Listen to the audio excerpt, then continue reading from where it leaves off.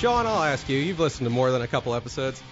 Is the heavy metal intro, is that douchey or okay? Or I like it a lot. Okay, good. I really do. I wanted an outside perspective. I like the energy level of the song, but I don't like when radio shows do like a 5-minute intro.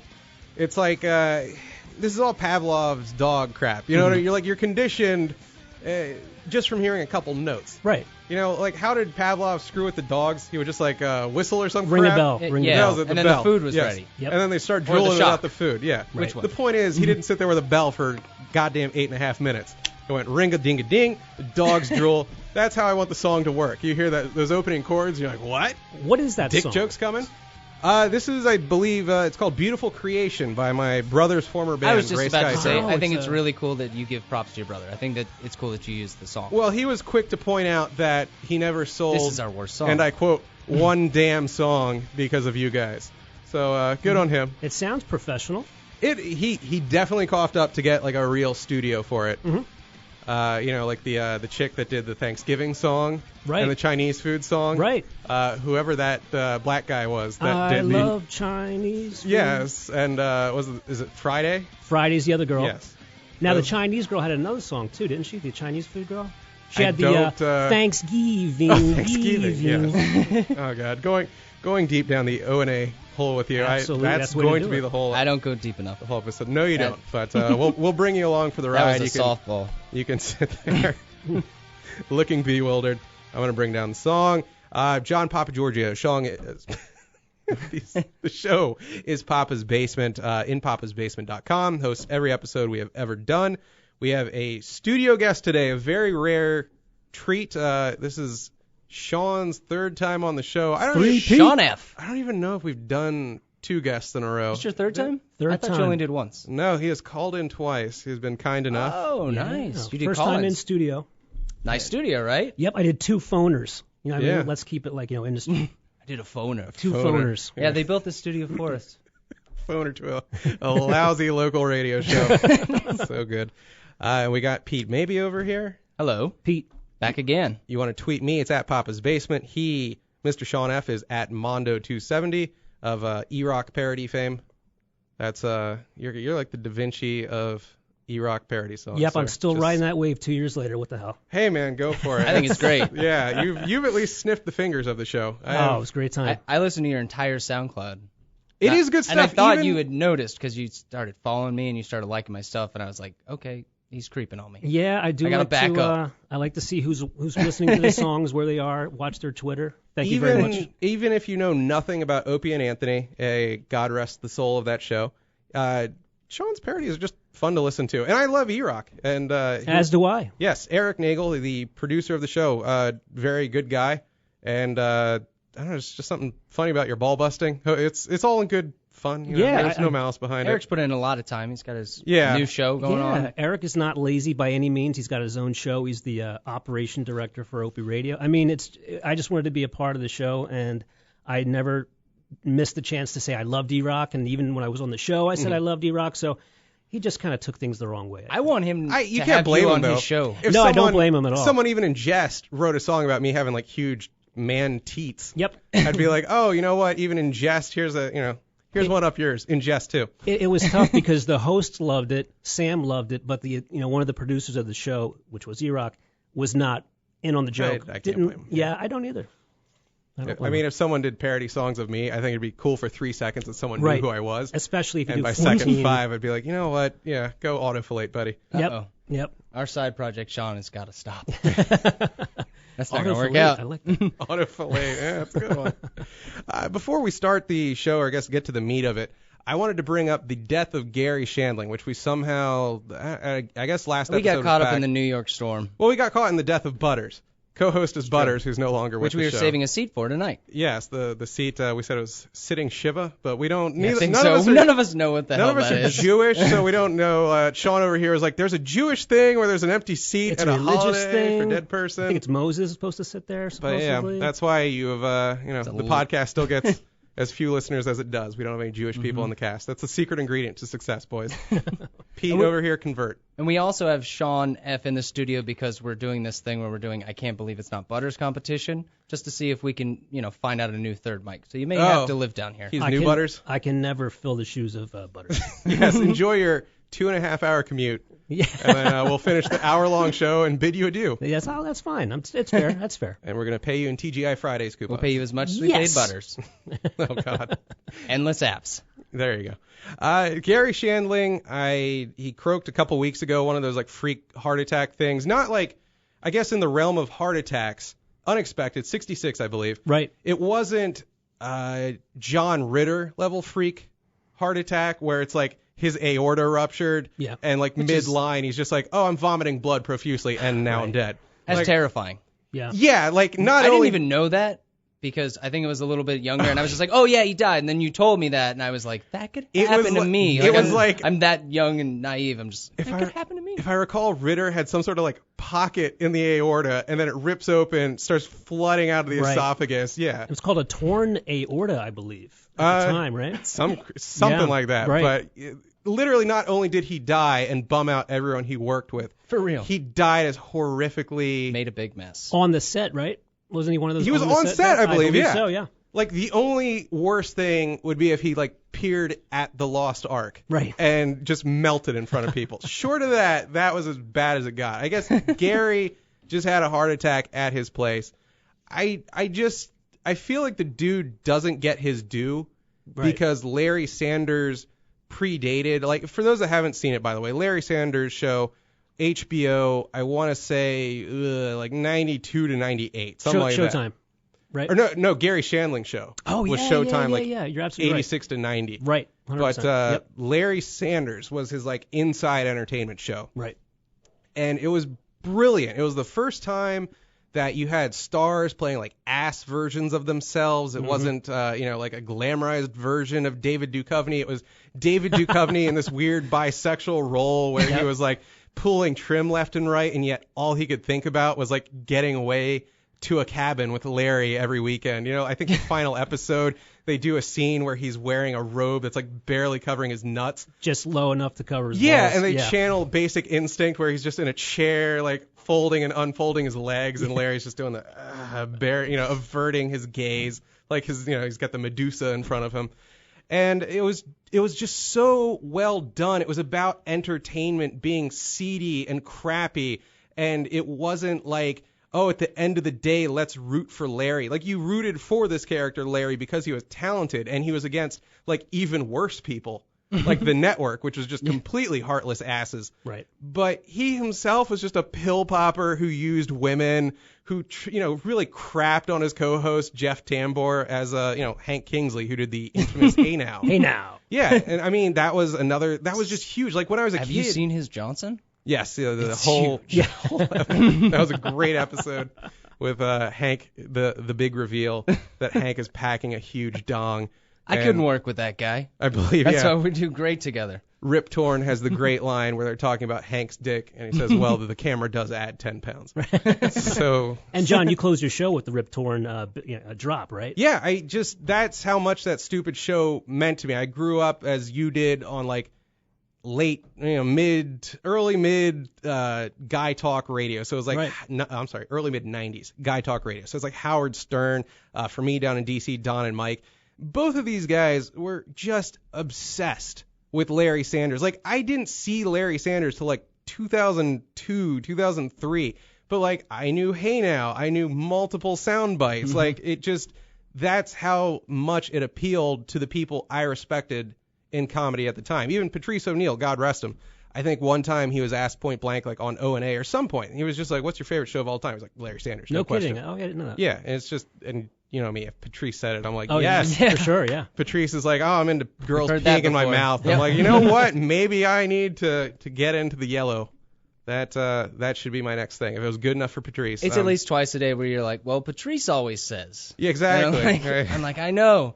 Well, I know he'll have sex with anybody. I get it. Take a seat, Pete. Yeah, let me school you on the not 1 to 10 scale, but rating women 1 through 27. I recall it like the 3 different tiers. But it was a brilliant show. I don't want to like knock Ricky Gervais, who I'm sure is listening to this live stream right now, so I can't burn those entertainment bridges. But Ricky Gervais really lived out of Larry Sanders or Garry Shandling's ass. Like the whole concept of The Office. And Ricky Gervais is really open about being a huge Garry Shandling fan. But, dude, just watch a couple episodes of Larry Sanders. Like the whole, I don't like to say awkward humor because it just makes it seem like it's 5 autistics in a room, like just staring at each other. And then one of them farts and you're like, okay. No, it just... Did somebody film that? That was hilarious. Yeah, like it was a comedy that dealt with like unpleasantness between people, like, and you know, people chafing and fighting, and not like in a fake sitcom way where like, you know, oh, Cody stole my prom date, and then, you know, I'm gonna booby trap his room and BS like, you know, Stefan Urkel and stuff. It was like people having legit beefs that would maybe last half a season and stuff like that, but finding the comedy and fighting and strife, and it was just so well done. I was a huge fan of Letterman mid-'80s into the 90s, and you know that basically was what Letterman was behind the scenes, in my opinion. You know, Larry Sanders' show, I think. Yeah, he was, much, you know, Letterman behind the scenes. If I recall, he was... I was still a pup. Yeah, you were literally suckling at that point, but 7. Didn't stop till I was 9. Yeah. But it's that whole insecurity, too, like, you know, being on the air and being this, like, you know, macho Bravo guy, and then behind the scenes being this, like, everybody hates me, you know. Exactly. He on air, he's this huge swinging D. Right. He was a late night host, and then as soon as it goes, you know, to commercial, it's like, oh, did such and such call me back? You know, the girl I just slept with. Where are my pills? And he's just a mess. You know, Letterman was doing stuff like that.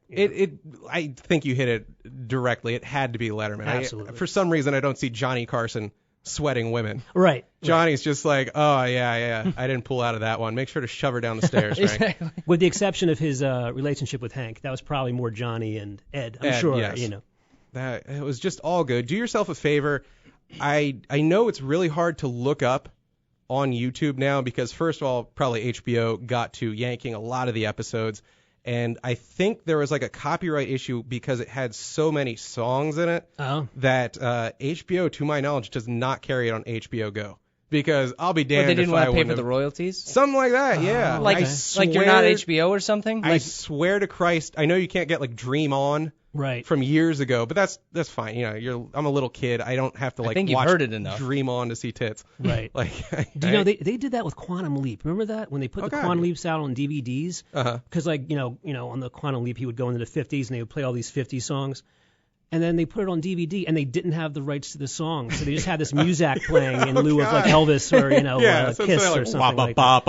It just totally changes the show. It's terrible. Oh, that's horrific. Horrible.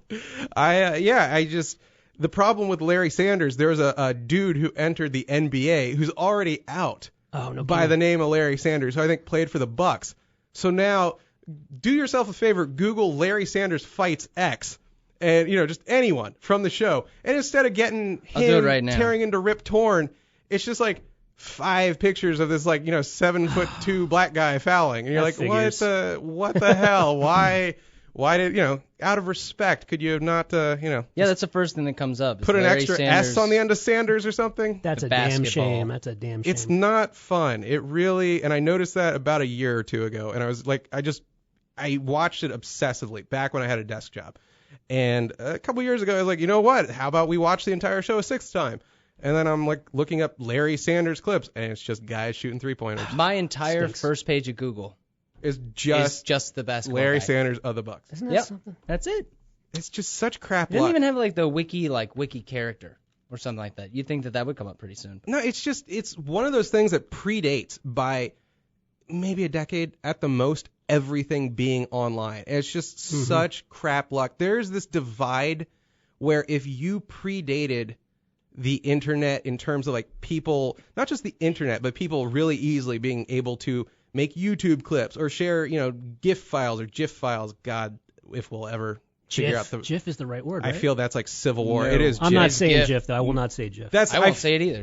It's GIF. It's got to be GIF.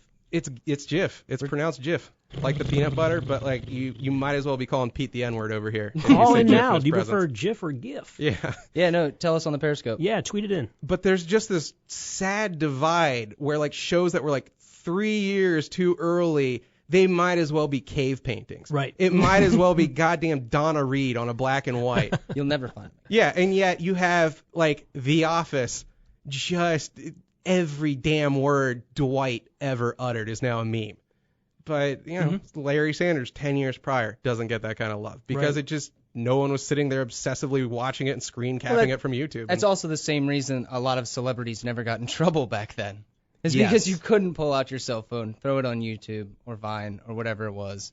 I mean, a lot of people were, let's say the people in the sports community, they could probably cheat a lot more frequently on their spouses about 20 years ago than they can now. Oh, are we talking about what's his nuts?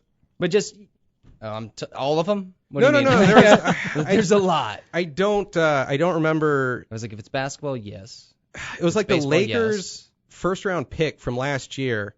I don't know if we want to get all topical. The Lakers' first round pick, I think it was the second dude in the draft, filmed, I think it was Nick Young, whose nickname is Swaggy P. And oh God, you guys should defecate on me just for saying the word Swaggy P. I'm looking that up right now. He, the Swaggy P fellow, is engaged to who's the white rapper girl with the melty face? Fergie? No, Fergie. Oh, was... Izzy Azalea? There, I was just about to say that too. Oh, okay. Between the three of us. What do you mean the melty face? But I would hit Izzy. She kind of has like a plastic-looking face. Oh, Fergie. I see what you mean. Okay. Like she looks like an alien that skinned a person and then put that on, but it didn't line up. It looks smooth. Like a man in blackface. I'm with you. Okay, I can see. Yeah, I see what you mean. It's a little. Yeah, she's pretty hot though. I guess. I mean, if she. John doesn't like her. I was actually. I posted one of those episodes. I like her from behind. That's great. The face is a little weird. There apparently is a tape, by the way. I don't know if anybody's like. Oh, right. Yeah, with her fiance, right? Yeah, no, it was like some producer guy. Oh, okay. Oh, okay. And they made a big deal because they were like, "Oh my God, he's white." Really? Yeah. Are you kidding me? Yeah. Oh, that. But I'll tell you what. That had to be done not for love but money. It very well could have. I know her preferences. Because that homie let us down. If you watch that tape, you're like, dude, that was the most boring thing I've ever seen in my entire life. Well, I was like, dude.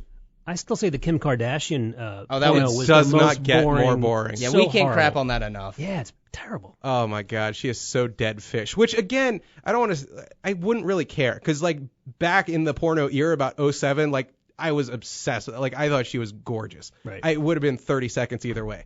Like she could have been reading the paper for all that mattered. I just would have pushed it down enough to see them.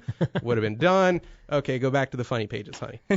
So Swaggy P, who is engaged to Melty Face, he's filmed by his roommate his teammate in the locker room, talking apparently about pulling other chicks other than his fiance, and he's like, I can't do what's her face, Amber Rose, because she's close with Melty Face, but I can do this 19-year-old Latin chick if I recall, and then his friend, the teammate, is like, hey, surprise, I was recording all of this. And it ends with Swaggy P being like, what did you just say? It sounds so staged because if someone said that to me and I was talking about cheating on my famous fiance, you'd bludgeon them to death before they could do the upload. Absolutely. Right. Well, I mean, no, that doesn't make it anywhere on the internet. Well, unless it was a Periscope. That's all I can say. Unless it was a Periscope, like if some guy's filming this and then he's like, hold on a second, I have to put this on YouTube and ruin your life. Will you give me 3 minutes? No, you beat the living F out of him. And apparently that got out, and the filmer is, of course, blacklisted because it's like you filmed something in the locker room, and it's this guy talking about pulling strange. Like, on 5 levels, what the hell's wrong with you? That's terrible. And then, what's-her-face, Iggy, is like, hey, I liked the video. I guess you would if your fiancé is talking openly about cheating on you. Whatever gets you more airtime. Now, do you think any athlete is being, true to their lover at this point? I mean, no, they can't be, right? Why would you? Yeah. Few and far between. Right. I have this. You live in other cities. What was the story about this musician who tried to kill herself a few days ago because word got out that she was cheating on somebody? She was going out with a basketball player. But I'm like, honey, the basketball player you're dating is cheating on you. I mean, why are you trying to kill yourself? She's feeling guilty because the word got out that she was cheating. Yeah, I'm sorry. If I were cheating on my chick and I found out she cheated, my reaction would just be like, cool, can we do it like openly? Exactly. You don't try to kill yourself over it. No, I mean, that's just getting what's coming to you. Yeah. And that's like Gavin Rossdale. It's like he's an 11. I would have, relations with Gavin Rossdale. Queer. Sorry. I would. He's like 2 though. 20 years ago, maybe. Come on, you can do better. It's John Stamos 1. Yeah. Gavin Rossdale 2. Okay. Pete Especially maybe 3. in Constantine. Yeah. Handsome Dickens, isn't Handsome Pete maybe 3. Even with his little 12-year-old haircut. It looks better now. Kind of. I think it's actually You keep working. telling yourself that. You are Jerry Seinfeld. I think the pills are working. From the episode where he gets the cruddy haircut. I get it from your people. It looks great. Oh, I think it looks great. don't let Greeks touch you for anything. He's aroused behind your barber's chair. I don't even need mousse. It's so greasy. Yeah, it is starting to fill out. God damn it. I know, it looks great. All it's I getting have luscious. on you looks-wise is a hairline. If you take that from me, I'm just going to disfigure you. I am going to Joker products your face. Put you behind a mask. Fight Club me? Yeah, exactly. Just beat it because it was beautiful. Destroy something beautiful. So That'll be my last episode. Yeah, there was some singer girl. Oh, Leilani, I don't know. Yes, Layla? that What sounds the hell? Yeah, I think you're in the ballpark. Whatever, yeah. But I'd never heard of her before that. Me neither. Me neither. We're all so young and hip. Yeah. Who are these people? They're cheating on each other, apparently. Right on the pulse. I like melty Well, that's all we face. know. Reminds me of what Desi Arnaz did to Lucy. Now we're talking my time.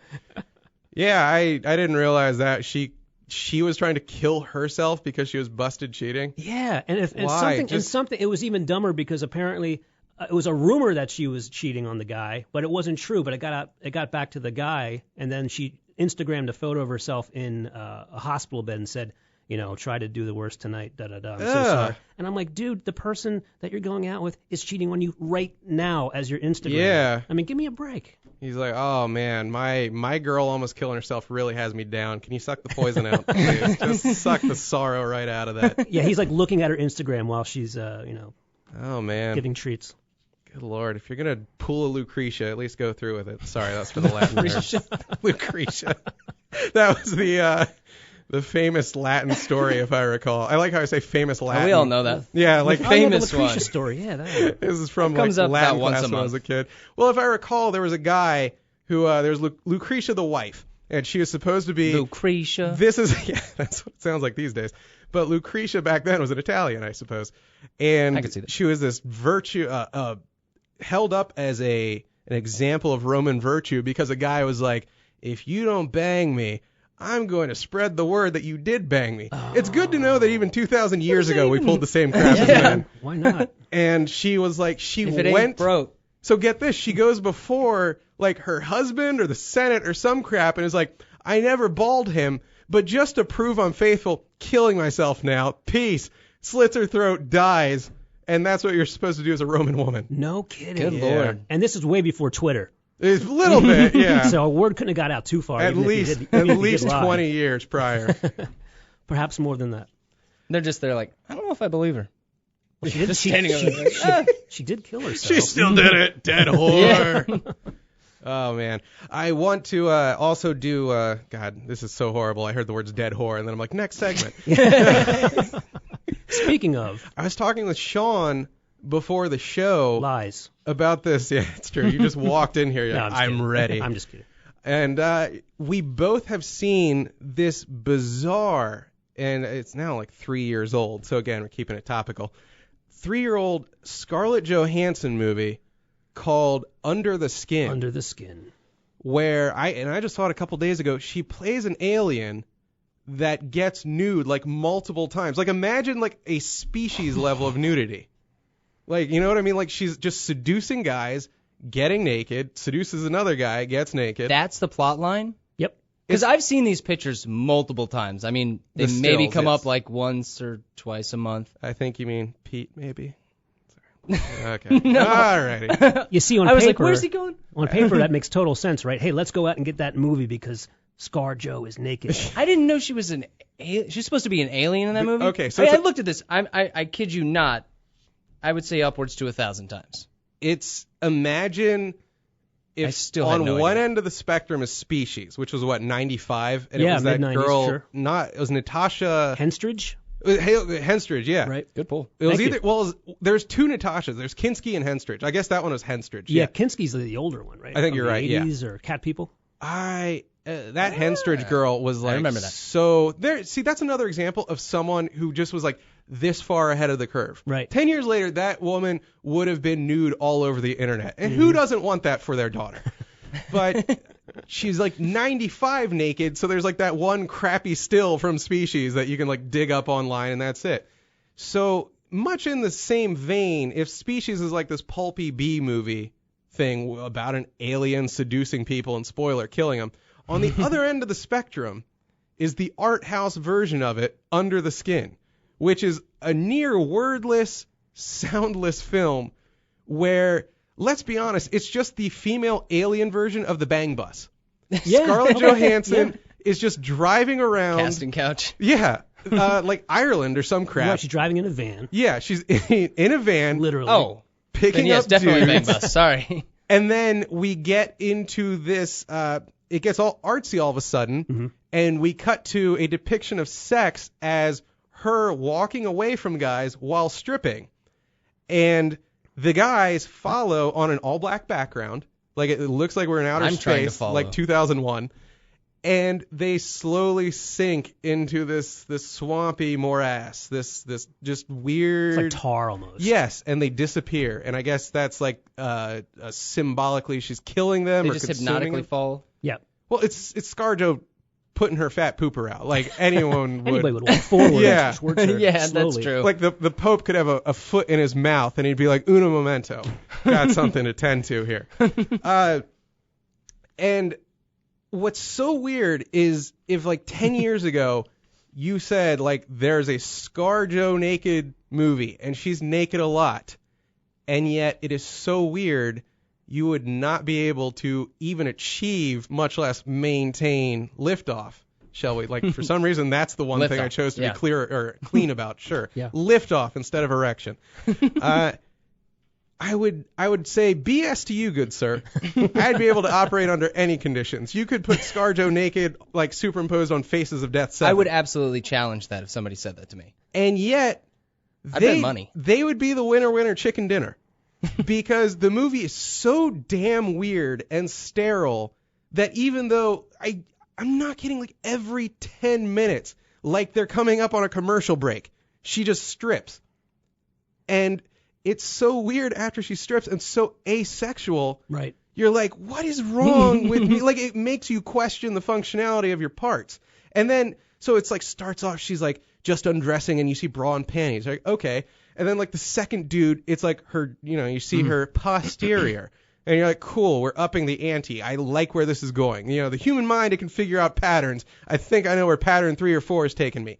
And she actually does strip fully nude while seducing a guy who looks like a Mexican version of the Elephant Man. Yeah. And you're like, why are you doing Sophie's Choice to my dick? Like, am I going to get turned on while I'm staring at both her breasts and this poor misshapen dude? Like, that's legit going to ruin misshapen. the rest of your life. Exactly. And then you're going to be stuck in that mode. Yeah. Suddenly I'm punched. That's all that can do it for you. Exactly. I'm buying his bones from Michael Jackson's estate so I can keep a rod. It's like, do I do that or do I just sit there limp while I'm seeing her breasts in action for the first time? It is the weirdest friggin' movie, You're man. like, I actually have to finish this movie. That's Well, no, I was watching it with my buddy because we're channeling autofocus, and we get 20 minutes in, and I'm you like, certainly should have been able to achieve. is exactly. In spite of that, in spite of being around a man, I still couldn't. It was so weird that I like 20 minutes in, I'm like, just get on Mr. Skin, and we just fast forward to like every. You part. just need the clips. But it was Shawn. Like, your thoughts on it, man? It was a little too artsy. I mean, same way on paper, like we were saying earlier. On paper, it looked like, you know what, this is a done deal. I'm going to watch this film, pants, halfway down. Oh, yeah. Around the ankles. But I like it when they're halfway down because then you just pretend. You're like, oh, is this happening? Right. Oh, but the jeans aren't there to constrain it. I was just checking my accidentally mole. fell down. When in Rome. Right. But no. But to be honest, it's a good movie. I thought it had some high points and low points, but it is. I don't want to crap on it. Like, it tries to do something weird. It's kind of.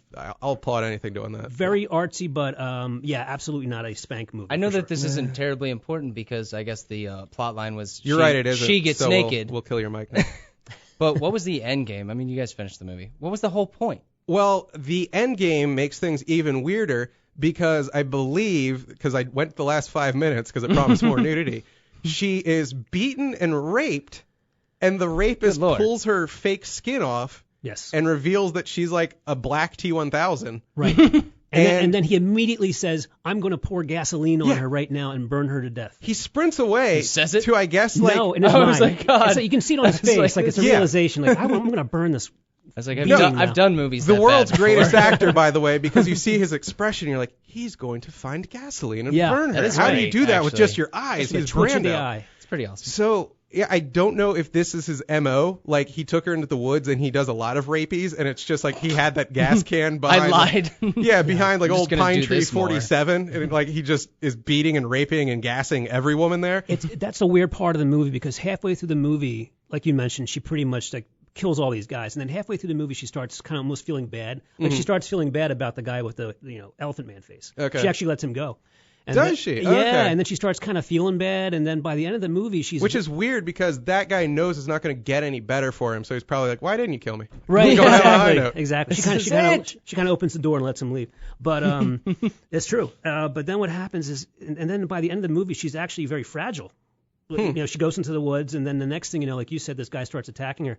But the weird thing is, and you'll have to help me with this, if you like ripped off skin off of a woman and she's like you said, a black T-1000, would you immediately say, I gotta get some gasoline and destroy this thing? Wouldn't you be like, I'm gonna call the police and find out what the hell it is? I'm in the middle of the woods. Destroy it? Like, how did he instantly know I'm gonna go ahead and burn this thing? Was he a redneck? If you Not thought really, no. that would make sense. Well, it's Ireland. Everyone's like kind of urban. Maybe I a guess drunk. it's true. Yeah. But he looked like he worked for like a utility company. He had a utility jacket on, Well, let's be honest. All rapists are utility employees. That's why you get into that business. Strange ending. And again, you can pretty much watch this and fast forward with the sound off because it's more visual than words. Well, you want to talk conflicted. Not only are you seeing her nude but not turned on, the end of the film is you going, thanks for saving the world, rapist. Yeah. Thanks for beating that woman to death and then lighting her on fire. She was finally coming around, too. And there's also this weird motorcycle character who's kind of like... her handler. There's a dude version of her, because when she runs off, when she starts having feelings, the handler's like running around trying to find her. That's kind of almost like a side part of the movie. Okay. Because by the end, he's up on a mountain like looking for her, and he sees this plume of smoke coming out of the woods. That's her being burned. It's just a weird movie, but definitely watch it. It's definitely worth just to at least talk about it. Yeah. It's worth a watch. So if you want to be limp while seeing her breasts and then cheer a rapist at the end. Yeah, you won't get hard on this movie. Sorry. Speaking of not getting hard, you disclosed, Mr. Mondo 270, that you, since 1991... which is weird because you were 2 at the time. Yes, so young and very young, perky. You were a Playboy subscriber. Yes, I was in Rutgers in New Jersey. As a 2-year-old. As a 2-year-old, very brilliant. I just wandered on. My mother was not very good. I just wandered away from her at the mall. No, but I went to the bookstore because I knew the Diane Parkinson edition of Playboy was out. Of the disease fame. Of Price is Right fame. Oh, that's Diane Parkinson. Yeah. And I got an issue, and because, again, I grew up in love with her with the Showcase Showdown when she was in the bathing suit, the one piece. It was great. That's the very first issue you picked up? The very first one I bought. I mean, I've always seen them at friends' houses, but I never actually owned one. My first one was the Jenny McCarthy.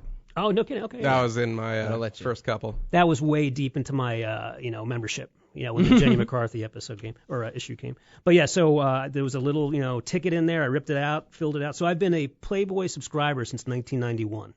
Literally. That is a long time, dude. Long time. That's awesome. Do you still have them or do you sell them? You know what? The first that's a lot to keep around. The first few years I didn't really keep them, but I'd say for the last 5-6 years I do keep them for some reason. I don't know why. I do have a people still buy them. I had a friend's dad who subscribed, and it was like in his personal bathroom you could get the last year's worth. Yeah. And we would kind of check them out like it was a library. Nice. Yep.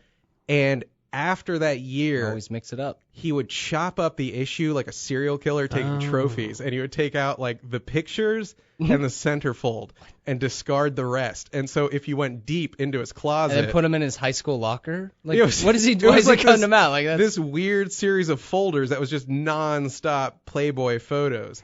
And what's weird is like without the foreplay of the articles, it wasn't that sexy. No, that's a little serial killer-esque. Yeah, it really was bizarre that like all the eyes were cut out. Yeah. And horror was carved into everyone. Yeah. It was just weird that you needed the buffer of that magazine to make it like there was a build up. It was like, oh, the girls of news radio are on page 86. Hey, yes. Just seeing the photo after photo after photo is like, you disgusting slime. I need to know where her hometown is. Exactly. Yeah, there was always the the college issue that everybody looked forward to. Oh, it's so good. And then once or twice a year you'd get a big celebrity. Which I can't think of any off the top. Pamela Anderson's the big one, obviously. Pam was in there all the time. Yep. I always liked that it was a celebrity on the downslide. Right. And they were like trying to resuscitate, and it never worked. Right. Like in 96, it would be like, oh, it's downtown Julie Brown. She's naked. Yeah, You're like, right. well, this is cool. It would have been greater in 90, but sure. Black don't crack. She's still smoking. Who was the first black lady? Because we just saw that issue while we were in... Renee Tennyson, 1990. There you go. Yeah, we just saw that on sale at the... Renee Tennyson? I believe the flea market this that was weekend. Before my issue, unfortunately. Suddenly I was going to say, like Robert De Niro. people still buy it. There's a guy at this flea market that I took John over the weekend, and he has a bunch of them, and some of them are on display so you can see it. But I've seen a bunch of little redneck kids, and if you want to send them down this way, and then I can sell them to those kids. They've bought boxes. And they're boxes redneck full. kids. And they don't have the internet. You can still sell them. I'm just saying. They're still trying to look at, There's the still a place to Hun.com dispose of these on a 28.8 without cutting them up and putting them in your binder. You're absolutely right. I'm sure in the Antarctic it would also move to both man and penguin. There you go. You could sell a mag or two. That in West Virginia. Yep. And Pamela Anderson was in the last issue where there was actually nudes. That just happened a few months ago. They dug her out. Was it fresh? Like, was it an actual... You know what? I'm sure they did plenty of Photoshop, but she looked really good in her spread. I mean, it was a new pictorial. I like how this is me thinking I'm getting all ladies' rights and for equality. I remember watching that show VIP. Yes. Yes, exactly. Was it Valerie Irons Protection? That's what it stood for? Wow, if you know that, she was the character Valerie Irons. I couldn't have told you that in a million years. I remember always watching that show and liking her ass way more on the front side and being like, you know what? Not enough people appreciate your derriere, Miss Anderson. Yeah. And I wanted to, that would have been my way to her let heart the world know. if we ever bumped into each other. Be like, no cans for me. Turn it around. And at that point she would have discarded I've been Tommy waiting Lee. for this moment my whole life. Someone finally noticed. Moment like this. And that's how you sing on key. Was that show where she was doing like Charlie's Angels or something? Yeah, VIP. Yeah. What was the one with the Hulkster? Was he in that one too? There was something right around that era. Oh, wasn't that where they were there was that episode where he has a sex tape stolen and they're trying to get it back. No. I think you're mixing up in the last files. Episode. I'm getting senile. Thunderheart? What was that show? Where I think it was they had something the speedboat, like that. the yellow speedboat. That's all I remember is it was just a speedboat just going in circles. If you want to go syndicated bullcrap show deep down the nerd hole, a friend of mine in 6th grade or so when that show was out had heart surgery, and because this is how parents work, as a reward for not dying, they bought him what was called the CDI system. Yes. You remember CDI. I remember CDI. And it had an interactive game based on that. Like, you controlled an episode, and he had me over to his house like a year ago to play it, and he's like, this is the worst game ever made. And I guess I was like supposed to get off on how bad it was, and this is like me with like so bad they're good movies. Like 10 minutes in, I'm like, no, you're right, it really sucks. Can we watch something good? Like, I don't get this is so crappy, it's great thing. I'm like, no, it's so crappy, it's really crappy. Well, CDI had the worst Zelda game of all time, right? Only one Hyrule that has like really incredibly negative reviews. Yeah. Yes. It was just home to Nintendo licenses, but horrible versions thereof. Right. I love the concept of, well, son, you didn't die. Here's your $700 gift. Because as a kid, that's how stupid you are. You're like, what is my treat for not going to heaven, Pops? No thought to like, you just paid $20,000 to fix the hole in my heart. On top of that, how about the $700 for this system that also has $100 games? If only he was John Ritter's dad. Yes. Thank you. Good night. Yeah, exactly. At least I didn't have to spend the $700. And then he just pulls down his eyes. Isn't that the best? Isn't that every movie death? Oh, man. So, speaking of death, God, I'm just nailing these segues horribly. Yeah. Bang. Speaking of death. There's an old Indian fellow, to say it PC, politically correctly, an old Native American guy named Joe Medicine Crow, who I heard about maybe 4 hours straight a day or two ago when he went to that big reservation in the sky because I listened to NPR. Like a casino. Yeah, like a Vermont lesbian. And he croaked at 102, and it got me thinking, they're doing all this and that about he met dudes. He talked to dudes that actually, like, killed Custer. No way. He went back that deep. And I'm like, that's kind of interesting. 102 years old. He was ancient. When you said 102, I thought that was like a radio station. Oh, the frequency? Yeah. DJ Joe Medicine Crow with you. No, it's 7 to 9. Yeah. Followed by PTP. No, Joe Medicine Crow is like his legit, I guess that's on his driver's license, Right, Joe okay. Medicine Crow. And they're going on about Joe's life. I was reading like a New York Times article on him. And this is going nowhere, by the way. If you're expecting a build-up, this is just needed to say this. Instead of the stairway to heaven, this is the stairway to 30 dead seconds. He deserves his moment. You know what I mean? Come on. Yeah, go Joe. So I'm reading the article, and it's like Joe Medicine Crow. I get that as a name. He was probably a medicine man. I think he was from the Crow tribe. And in fact, pretty much makes sense. It's like calling me John Greek. My name's John, and I love anal. Wait a second. Yeah. His step-grandfather went by the name, and again, I'm like, I get Native American names. That's Stephen Crying Cloud. All right. He was probably conceived when it was raining. That's Tommy Doesn't Tip. Well, I'm not going to expect him to help out the next time we eat out. So we get to his step-grandfather, and the name was, I am serious, White Man Runs Him. Huh. Now, did he pick it? White Man Runs Him. Yeah, I guess you don't get to pick your own name, right? It sounds like He had some dick something friends. like Chuck D from Public Enemy would say of like a black movie executive he hated. Like that would be his Indian name. What is White Man Runs Him? Like I have this great assemblage of brains here. Pretty much it's like the Manhattan Project and then this in terms of intellectual wattage. Like, on what level is that? There's nothing good. No. Like, how are you White Man Runs Him, and that's a cool name? Like, that sounds like a name they gave you because you're the Indian that, like, was in cahoots with the Union Army when they put you on the reservation. That took bribes. Yeah. You gave up the goods. Yeah, you were like Chief Swinging D, and then, like, you're the guy that brought the smallpox blankets in, and your whole tribe is now decimated, and it's like, there's Chief White Man owns his ass. There's nothing cool about White Man Runs Him. Certainly isn't. Yeah, we're just sitting here stroking I'm trying to figure out why he would be named that. Is there there's no background they at all? They didn't go any online, further? I mean, there is. I'm sure I could Google it in 2 seconds. Okay. But why? Here's where the riffing is supposed to happen. Yeah. Here's the magic of dead air. You can mentally insert the Jeopardy theme right here. But I like all the funny names. It was silly, and I heard enough about Joe Medicine Crow. There's like a photo of Obama hugging him, and he's like that level of old where you don't really think he knows what's going on. It's like the old black dude that's on the sideline of every Redskins game, and then like Dan Snyder got horrible press because they're like, hey, old black guy that was at every Redskins game, your seats are now $200 a game, and he's like, jerk. Did you miss the part where I'm really old?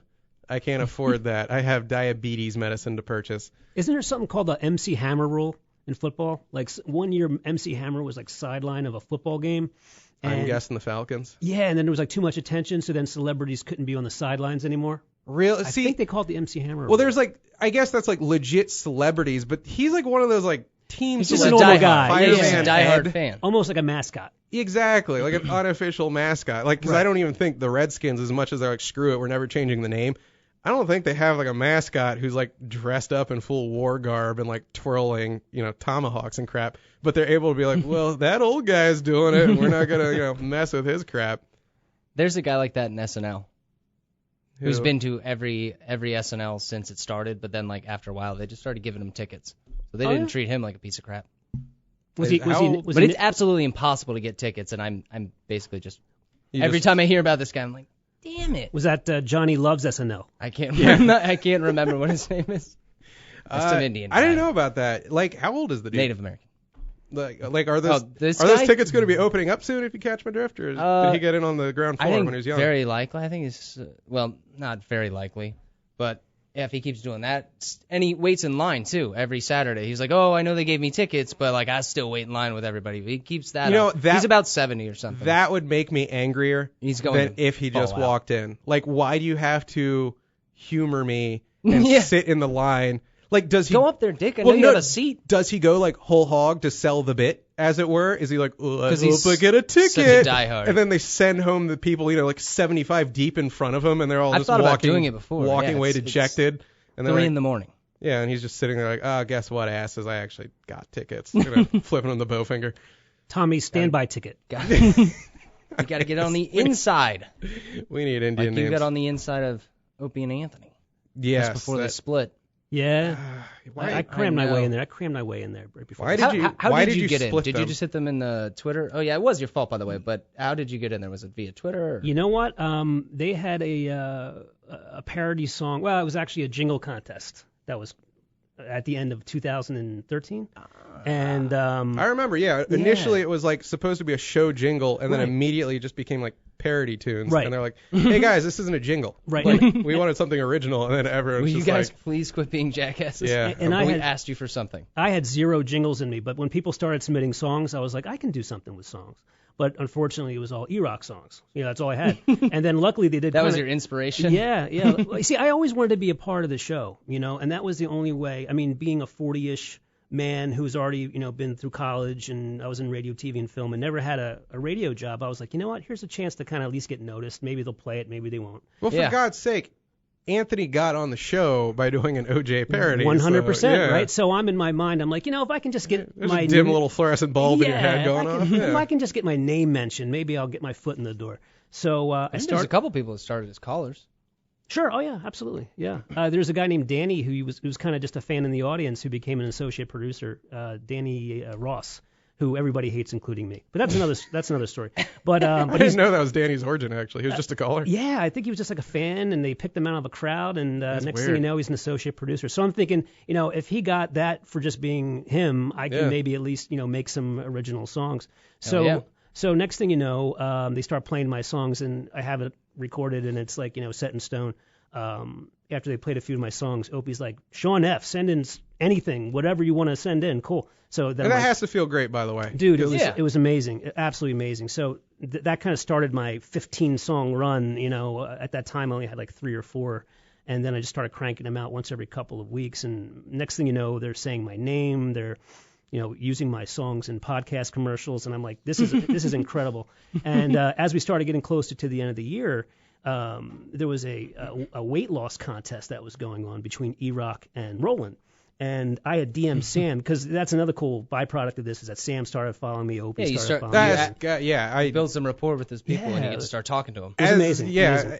Anytime anyone of renown follows or any level, I'm just like, that made my day, maybe even week. And so that has to be some sort of like just great validation. Amazing. Like, Anthony and Jim never followed me, but that was okay. That was fine. You don't have to be PC here. No, it was cool. Actually, I was surprised Anthony. That was the other big thing. My other bucket list was getting invited to the compound, but that never happened. So that's my other anyway. I was going to say, do you have those stories? Never did. I never met Beavis. I never had the beers and did the karaoke, which I was shocked, because I'm doing karaoke in front of Anthony. I figured it would be an easy invite, but it never happened. But anyway, so anyway, the weight loss contest happened. I DM'd Sam. I said, Sam, I have an idea for a new song. I haven't even really laid it down yet. It's not on my SoundCloud. But what if E-Rock loses the contest? I go in the studio and do it live.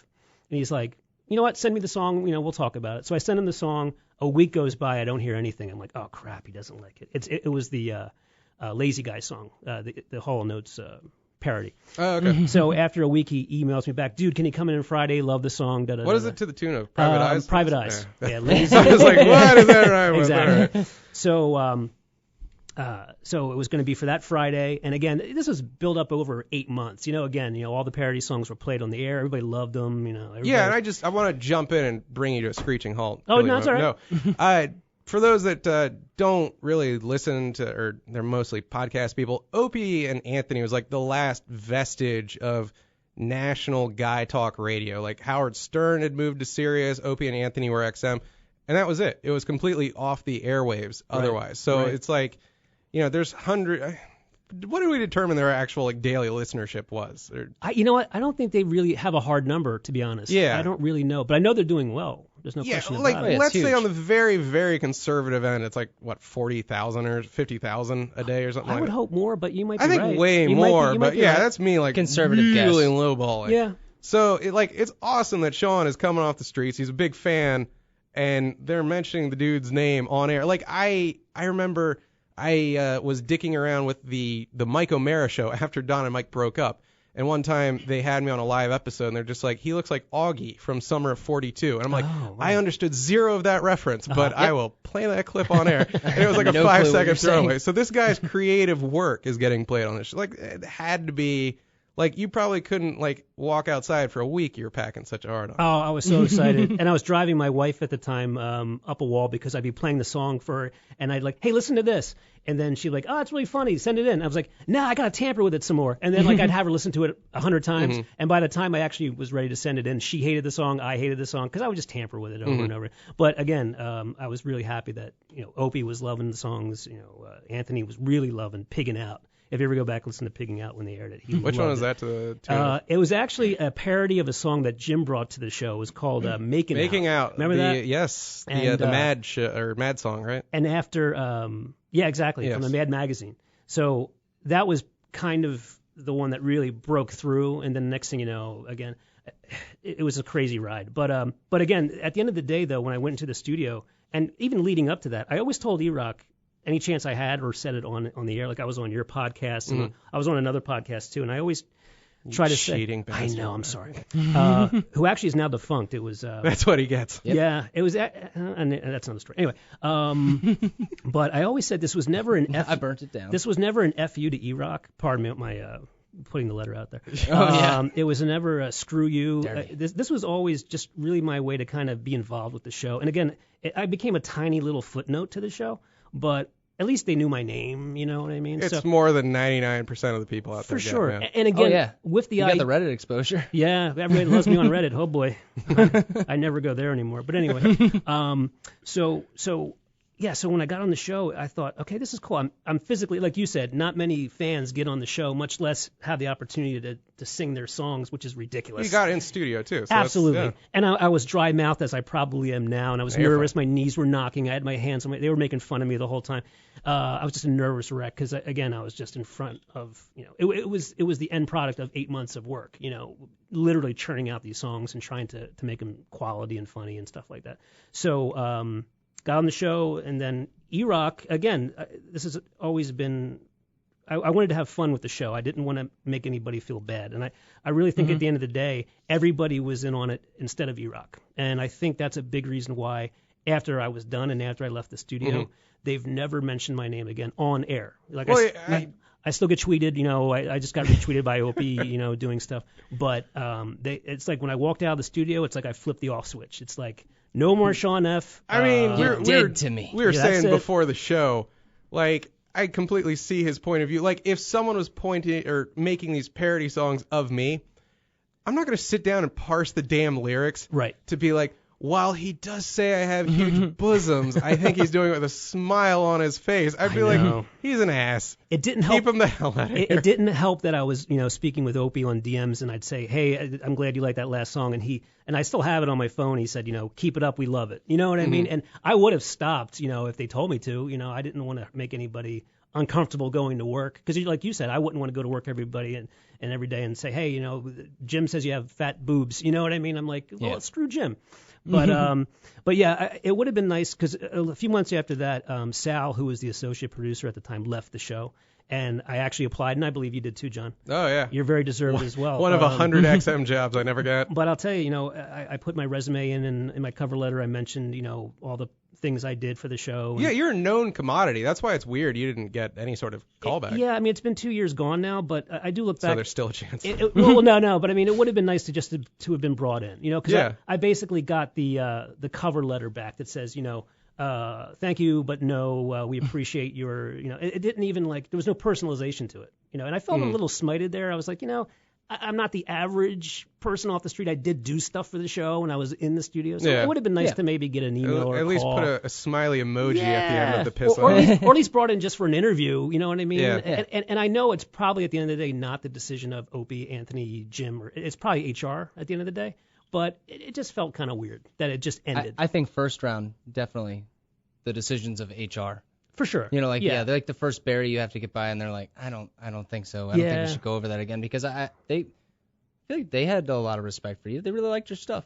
Yeah, I mean, it was cool. It had its moment, And you weren't, the songs were funny, and you were making fun of them, but I don't know, it wasn't malicious. No, absolutely not. And again, any opportunity I was ever on air, and just like today, I don't hate E-Rock. I love them. Always made that a point. Yeah, I still love him. I said it on the show to his face. I said, I love you. If you go on my SoundCloud, one of the first clips is me saying, I love E-Rock. And then he proceeded to smash the $100 gifts I bought him. But so, by the way, I haven't made a penny off of any of these songs. It actually cost me money, to maintain the SoundCloud page and the gifts and just time alone. I'm sure we're up in the thousands of dollars. Send Shawn money. Yeah, exactly. Yes, I have my Indigo website. No, I don't have that. But no, it was just a fun hobby that got me on air. I wish it would have been more, but unfortunately, it wasn't meant to be. Got you here.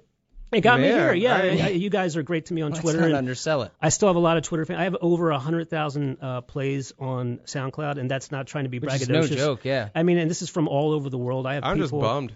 Yeah, I didn't know all the. It's a lot, 100,000. And I don't mean. I didn't realize we'd see the tears of the clown today. Well, I don't mean 100,000 unique hits, but I mean, that's if you add up all the plays, which SoundCloud gives you, it gives you the totals, and people from all over the world. I got Zimbabwe and Puerto Rico. It's actually, my songs are reaching places that Sirius can't, because Sirius is only North America. So if anything, I'm still at least pushing the name Opie and Anthony and Jim and E-Rock out there to the world. Yeah, I think. Well, do you want to push it out right now? I just did. Do you want to push it out with a new song right now? Right now, again, you're in here because a preface. This song has never been heard before. This has been sitting on my my Apple computer since July without being touched. And again, this is not a smite to E-Rock. This is just an exclusive to Papa's Basement for everybody that's listening. This is the only time this is going to be played. It's not going to go on my SoundCloud. It's just a fun song. Everybody loves E-Rock. He's not lazy. He's got his own show. He's the operation director. Yeah, and I like his show too. Yeah, so there's nothing wrong with E-Rock. This is just a fun song that I'm putting out there. Take it away. You talk it up. And I'm like, go. I'm like, no, I'm 90% just like honored and just enjoying this moment, and then 10% of me is picturing us on the boat in Carlito's Way, and you're Sean Penn right before he beats that gangster to death, and that's me eyeing my radio career, slipping into the depths. No, again, this has nothing to do, John. Honestly, all content aside, you do a hell of a parody song. One of these days, we'll get you on to another guy, not just E-Rock. I can't. I'm sorry, I can't do it. I'm in a rut. You're like Bizarro. You can see only through lead. True. Like you have this one power, but it's a hell of a power. And let me also preface, this is kind of a rough song. I didn't really do a lot of editing. There are spots I could have put drops in, but I think overall the song kind of holds itself up. All right, let's go through that. I think you guys seconds will of dead air at the beginning, and we're talking, and we're talking. Oh, it's going to be... Here comes the song. It's a hard start. On the board was the first line. There you go. And we can keep talking because there's about 30 seconds here. They're not hearing on the pie line, though. Oh, okay. It was on the board pie. They can't hear it on the Periscope, unfortunately. They'll have to. I'm sorry. Everybody on Periscope, this will be on the podcast, which I'll shove up tomorrow. And maybe play it without us talking at the end if you want. We can do that. Yeah. We can absolutely do that. Here it comes. WNBC. Lazy. His work ethic blows. Millions of goldfish pass through his hole. Fatty, and he's always late.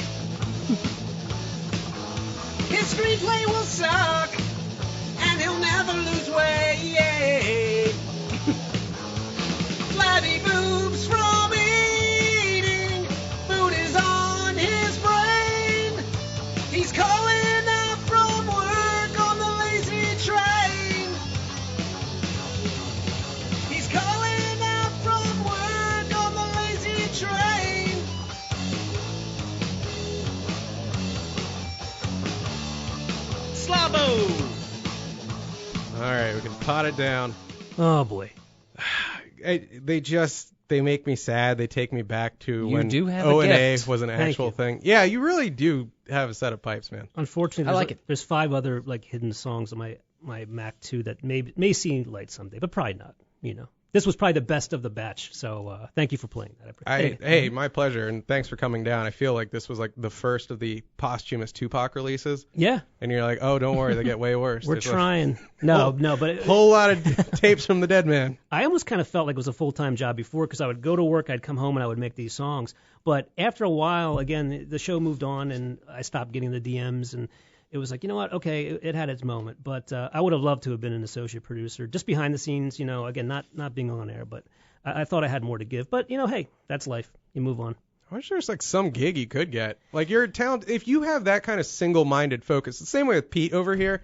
Like the show ends and Pete just sits there and he's like uploading to YouTube. He's networking. He has this fire inside. Like the show ends for me. And I'm just like, screw off both of you. I got this level of Zelda to beat. And I do hit the bar first. That's true. Okay, you battle the bottle, but that's where no one's perfect. I overeat and I don't have a that's creative where my thing. creative juices flow. I just eat and I video game. So I got nothing. You're fine. And same with you, Shawn. Like you have a talent for it. Like is there any? You know what? Here's a piece of advice I can actually give you. Throw up an ad on Craigslist saying you can radio produce and all that junk. You'll probably just get a board op gig out of it, but comb the Philly Craigslist for board op gigs and really whatever, because it sounds like in your spare time you love this crap, and I love it too, but at least I do the stupid pod instead of I smell a 3-piece garage band. That's I can only hope. Scrantonicity too. And you know what's weird though? In a way, as you're absolutely right. I'm sure in Philly there's something, but there was also something about being attached to Opie and Anthony and Opie and Jim. I mean, growing up with Stern and then moving on to those guys, and following them into the new era of Opie and Jim.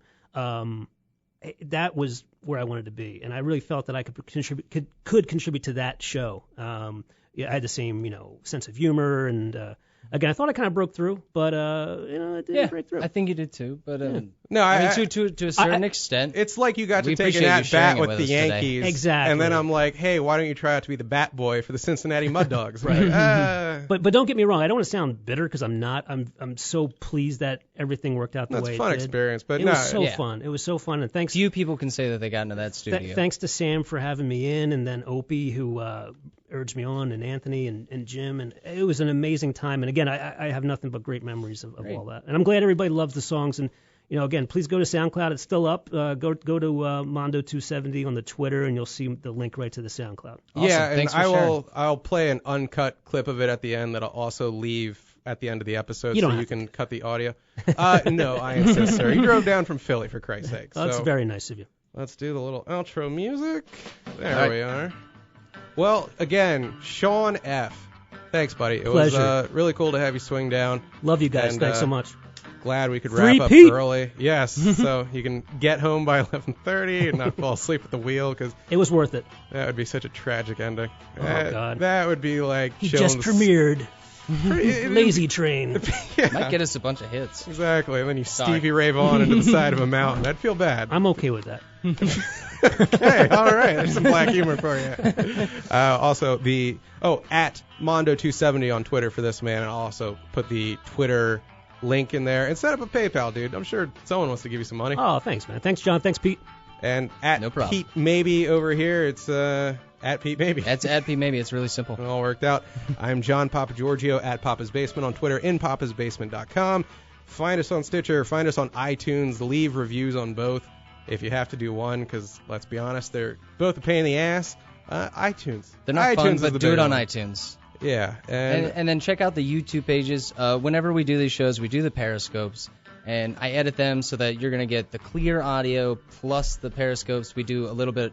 If you guys aren't familiar with this, we do a little bit before the show. Sometimes we'll do a little bit after. But you'll get all that content. So just subscribe and check us out on YouTube.